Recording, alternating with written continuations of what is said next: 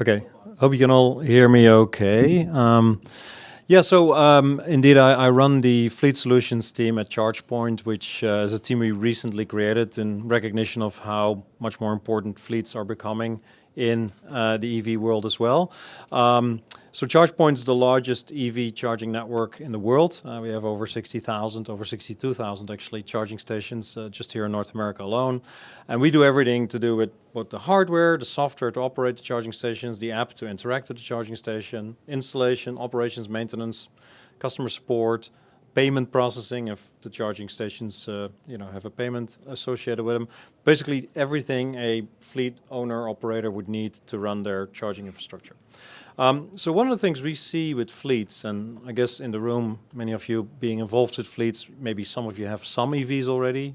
Of course here, Alameda County has quite a good number of them already, approaching 100, I think we heard. But even if you're still at the very beginning, what we see quite a bit is that fleet owners initially decide to just, it's difficult to imagine that you need all the sort of sophisticated software and networking to optimize your charging when all you're going to get is 5 EVs out of maybe 200 vehicles or so. But the view could be that a simple, straightforward charging solution may be just fine. And we realize that very quickly as you start adding vehicles, you come to realize that that was probably not the best choice to make because that hardware effectively very quickly will become obsolete. So you won't have insights into how much have you consumed. You won't be able to do the KPI analysis that Brittany shared. You won't be able to understand what the cost of all this is because you actually don't know what kilowatt hour rates there were when the vehicles were charging.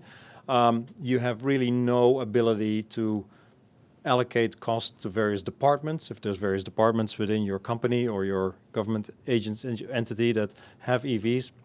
So basically, very quickly, you're going to hit a lot of limitations. So what we strongly recommend, and of course all of the network here in Alameda County for sure is network charging. So smart charging, connected chargers that allow you not just a lot of information, but also really to drive down your cost. I mean, as Philip was being introduced, the gentleman who introduced, oh, there you are, talked about TCO or total cost of ownership, and that's exactly the point.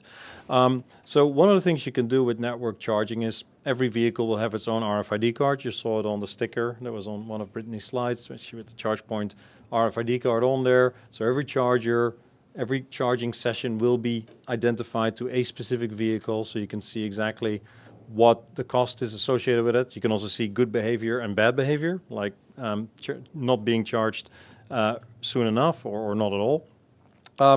What it also does is we can pull in data from utilities with the different power rates, because whatever rate plans you're on, as you know, utilities have extremely complicated rate plans that can change by the hour, can change by the day of the week, and sometimes they just change for whatever reason they change. We have automatic feeds of those, so you don't even have to use an average kilowatt hour rate to say, well, so what's this really costing me? We'll know exactly which vehicle charged when, at what cost.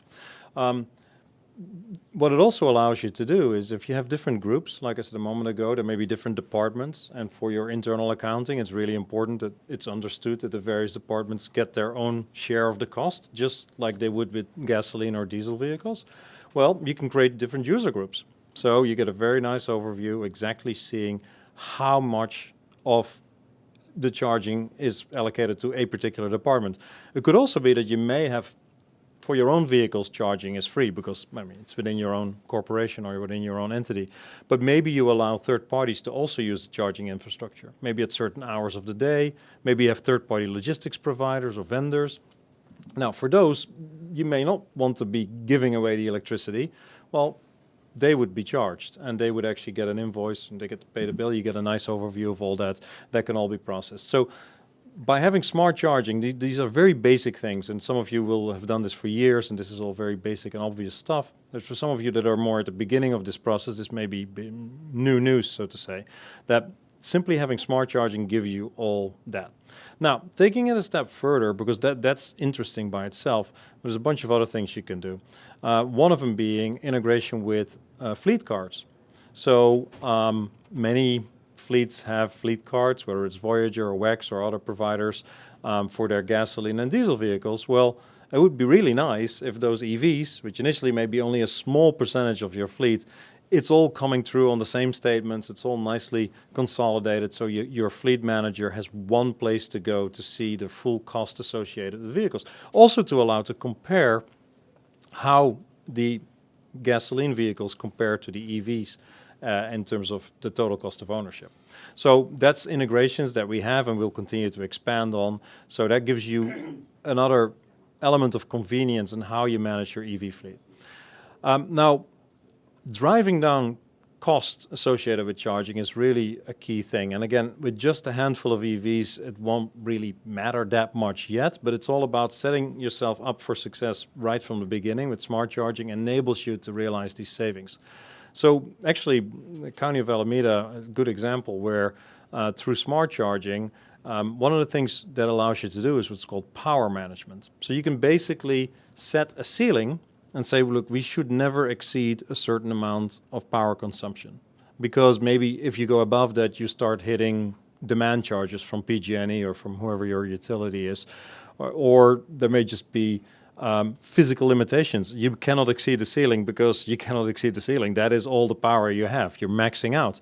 So with power management, you basically can share between the charging stations. And if every one of them is charging a vehicle and you would basically exceed the capacity, they all get throttled back to stay within the allocated maximum. Or you can apply certain algorithms and say, well, some vehicles are more important than others, or some charging stations are more important than others, so those get priority. They can keep going and we'll dial down the others a little bit more. It's all entirely flexible. You can set it up in whatever way you possibly want. And these savings are very, very significant. Actually, and I'm quoting some numbers here from the County of Alameda, and this is available on our website. We actually have a case study with Philip proudly featured in the case study.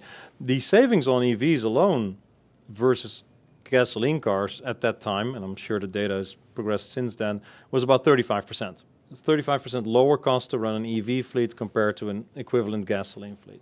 Now, adding this power management feature brought that savings to 54%. So it took another almost 20% savings vis-a-vis a gasoline car. So it's very, very material. And for us, this is pretty bread and butter. This is standard stuff that pretty much all of our customers are using this. What it also allows you to do is if you hit the ceiling and you need to add additional infrastructure in terms of increasing your grid connection, upgrading your grid connection, that's really what drives the cost up. The numbers we saw earlier, the 120,000 per station, that's when PG&E tells you, well, this is all good and well, but we'll have to charge you whatever amount to upgrade you because you've hit the ceiling. We need to add a substation, or we need to. That can just completely blow up the economics for you. So adding stations without lifting that ceiling, just distributing the power whenever they're all in use to stay below the ceiling is a far lower cost way of doing it. And typically you still have adequate time to charge the vehicles. And of course we help customers figuring it out. At some point you may hit a level where you do need to add capacity because you've gone from 10 EVs to 200 or so, but it does stretch for a much longer time when you hit that point.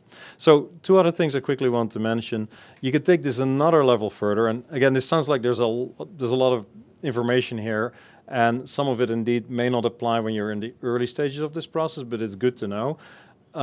Instead of looking at the power levels and setting a ceiling just for what the EVs consume, you can set a ceiling you can basically integrate with the entire building energy management system. So let's say it's a very warm day, the air conditioning is working really hard. So the building as a whole, or your campus or whatever it may be, consumes quite a lot of power. Well, the EV chargers can just be dialed back a little bit more to keep the entire building's consumption within a certain level. Maybe on another day when power consumption is very low, the EVs get a bit more room. So you take it to another level of sophistication through relatively straightforward integration of the charging infrastructure with your overall building energy management.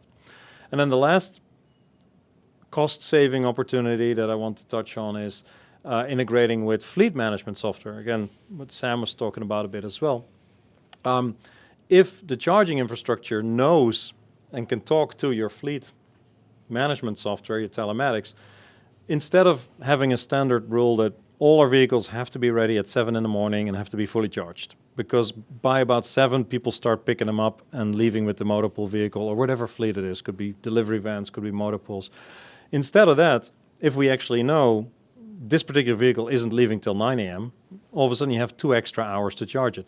Or this vehicle, we know the route it's going to do tomorrow. It's only going to do 40 miles, so it doesn't need to have a state of charge above 70%, 60%, whatever it may be.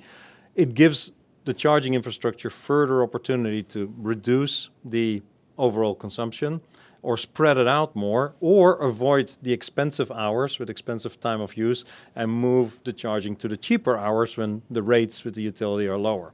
So you can basically go from as straightforward as within the charging infrastructure, setting a ceiling for the entire building, or even integrating with fleet management software. And every one of these gives you additional savings.